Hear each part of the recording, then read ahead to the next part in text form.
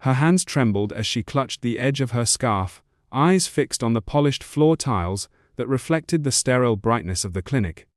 For weeks, she had battled with the fear of even booking this appointment.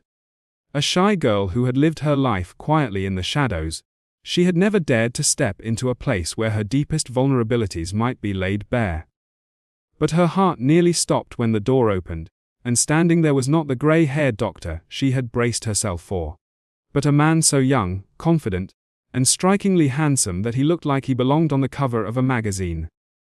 Whispers in town said he was not just a doctor, but a millionaire who had chosen medicine over luxury, and now his piercing gaze met hers with a gentleness that shook her to her core. She froze, torn between fleeing in embarrassment or facing the most unexpected twist of her life. Because this wasn't just a medical appointment. This was the beginning of a story that would unravel her fears, test her heart, and reveal secrets she never imagined. She sat in the waiting room with her knees pressed tightly together, her fingers fidgeting with the hem of her scarf, as though the fragile piece of fabric could shield her from the weight of the world. The hum of the fluorescent lights above was steady, and the faint sound of a nurse's shoes squeaking against the linoleum floor only heightened the storm inside her chest. For most women, visiting a doctor was routine, almost forgettable, but for her, the thought of exposing her fears in front of someone else was nearly unbearable. She had always been painfully shy. The kind of girl who avoided conversations with strangers, who blushed when anyone asked her even the simplest of questions, and who built her life in quiet corners where she was least noticed. This appointment felt like standing on the edge of a cliff, one wrong move away from tumbling into humiliation. She had delayed it for weeks. Each time she picked up her phone to call, she hung up before the receptionist answered. Each time she tried to tell herself that it was just a doctor, just a person trained to help, her imagination betrayed her, filling her mind with shame and dread. What if she asked the wrong question? What if she looked foolish? What if she couldn't even speak at all? By the time she finally mustered the courage to walk into the clinic, her heart was a fragile drumbeat of panic, threatening to stop at any moment. When the nurse called her name, her throat tightened, and she rose with hesitant steps, clutching her small bag as though it could give her courage. The hallway seemed endless, each door she passed whispering of the secrets of other patients, people who were brave enough to be here without trembling. She thought she was ready, prepared to meet some kindly, grey-haired doctor with decades of experience, someone who would speak softly, ask the routine questions, and quickly put her at ease. She thought she could manage that. She thought she could hide her unease behind polite nods and whispered answers. But nothing could have prepared her for what she saw when the nurse pushed open the door. He stood there waiting, not the middle-aged physician she had pictured in her mind, but a man who could have easily belonged on a billboard or in a glossy magazine. His hair was dark, perfectly groomed, his jawline sharp and defined, his presence commanding yet gentle all at once. His crisp white coat did nothing to dull the impression that he was young, confident, and intimidatingly handsome. For one heart-stopping moment, she thought there must have been some mistake. Surely, this was not her doctor. He was far too young, far too striking, far too impossible. Her pulse roared in her ears. Heat rushed to her face so quickly, she feared he could see the flush spreading across her cheeks. She wanted to retreat, to turn around and beg the nurse to switch her to someone else, anyone else. Someone who would not make her feel so exposed just by existing in the same room. But his eyes met hers, and in that glance, everything stilled. His gaze was not the sharp, analyzing look she had braced for, not cold or clinical, but warm, steady, and almost disarmingly kind. He smiled, just slightly, as though he understood the storm inside her without needing an explanation. Her mind stumbled over itself, trying to reconcile what she had heard about him with the reality before her. Whispers in town said he was not only a skilled doctor, but also a millionaire. A man who had inherited wealth yet chose medicine over luxury. They said he was brilliant, determined, and compassionate.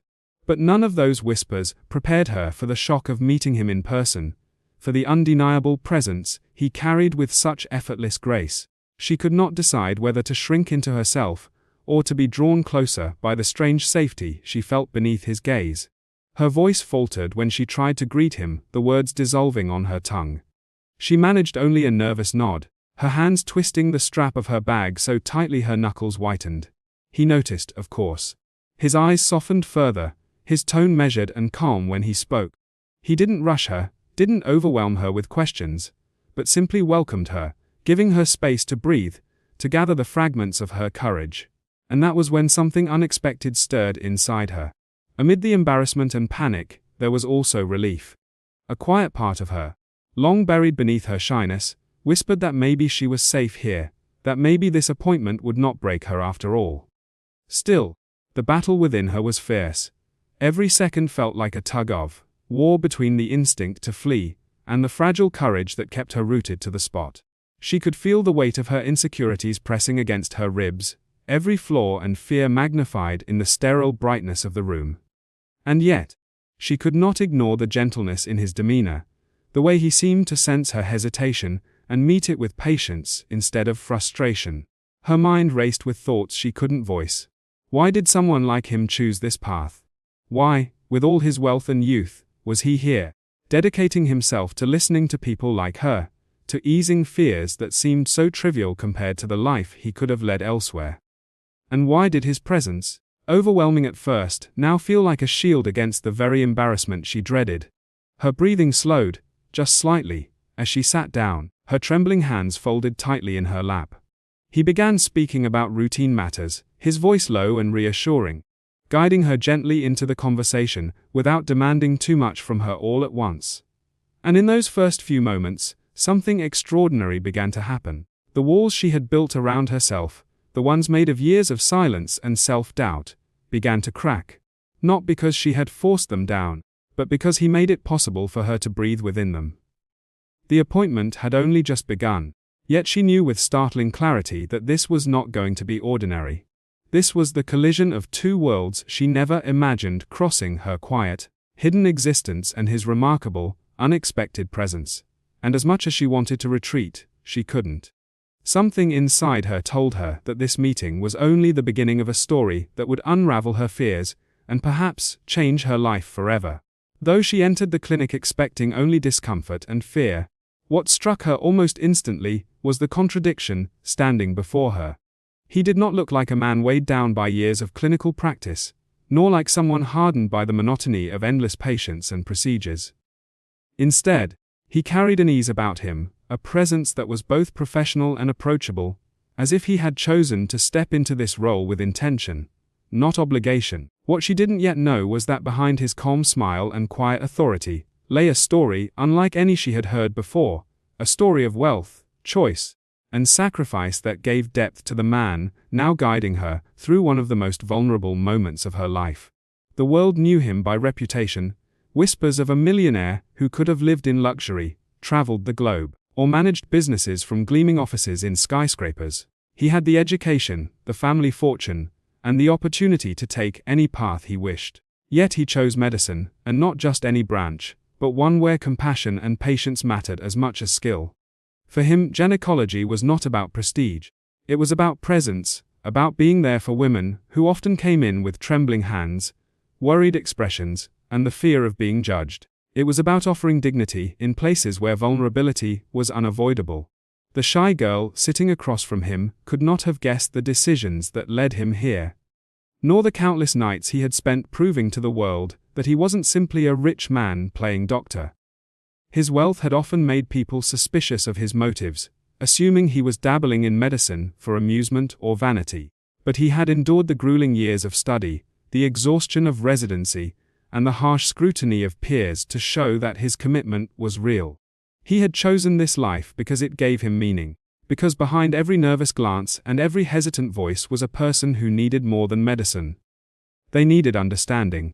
And now, as he looked at the shy girl fidgeting in her seat, he recognized the familiar signs. The way her eyes darted to the floor, the way her hands twisted together, the way she seemed to shrink into herself. It all spoke of a deep discomfort, a fear not of him but of the situation itself. He had seen this before, countless times, and yet something about her silence pulled at him differently. Perhaps it was the fragility she carried like armor, the unspoken story in her downcast gaze, or the unsteady breath she tried to disguise. He understood that to her, this moment was monumental, and if he mishandled it, her walls would only grow higher. So he did what he had trained himself to do, what set him apart from the older doctors she had expected. He leaned into compassion. His voice softened as he explained the simplest things, making no assumptions about what she might already know. He asked questions slowly, giving her space to answer in her own time, never filling the silence with impatience. He met her nervous glances with steady reassurance, letting her know without words that he was not here to judge her, but to support her. Every gesture, every carefully chosen word, was a deliberate effort to give her back a sense of control in a situation that made her feel powerless. And as he spoke, she began to notice the difference. His wealth, his youth, his striking appearance, all of it faded into the background because of the way he treated her. He wasn't flaunting his success, nor using his confidence to intimidate. Instead, he used his privilege and his position to build safety in the room, to remind her that she had every right to be here, that her voice mattered, even if it trembled. Slowly, almost imperceptibly, the knots in her chest began to loosen. What surprised her most was how much he listened. When she hesitated, he didn't rush her. When she asked something she thought might sound naive, he answered with care, never making her feel small. He noticed when she struggled to find words, and gently guided her without assuming too much. It was as if he saw not just the patient before him but the person. The shy girl who had fought through waves of fear, just to sit in this chair. His empathy didn't feel rehearsed, it felt real, and it touched a place in her that had long been ignored. She found herself wondering, despite her nerves, about the life he must have left behind to be here. Why would a man who could have chosen wealth and comfort choose, instead, to be present in moments like this, where embarrassment, pain, and vulnerability filled the air? She imagined him in another world, sitting in glass towers, wearing expensive suits, surrounded by privilege. And yet that image did not fit the man in front of her. The reality was that he seemed at peace here, as though healing, guiding, and protecting women in their most fragile moments was the very thing that gave his life meaning. And for the first time in her life, she began to feel the possibility of trust. Trust in a stranger, yes, but trust in a doctor who made her believe she wasn't just another appointment, another chart, another case to be rushed through. She felt the unfamiliar warmth of being seen, truly seen, without judgment. It unnerved her, but it also calmed her in a way she hadn't expected. The session unfolded slowly, each moment building a fragile bridge between her shyness and his quiet strength. Every reassurance he gave was like a light flickering in the darkness she had carried for so long. She had walked in believing this visit would break her, humiliate her, expose her in ways she couldn't bear. Instead, she found herself sitting across from someone whose very presence dissolved the weight of her shame. The irony was not lost on her. The young millionaire, who could have lived anywhere in the world, was the one giving her the courage to face herself. What neither of them knew yet was how much this single encounter would change both their lives. For her, it was the beginning of unlearning years of silence and fear, of stepping into a new kind of strength she had never thought she possessed. For him, it was another quiet reminder of why he had chosen this path, why he had walked away from a life of empty privilege to stand in rooms like this, where his compassion mattered more than his fortune. And in the gentle exchange between a shy girl and a young doctor, the first thread of a deeper story began to weave itself, one of healing, trust, and the unexpected places where two seemingly opposite worlds could meet.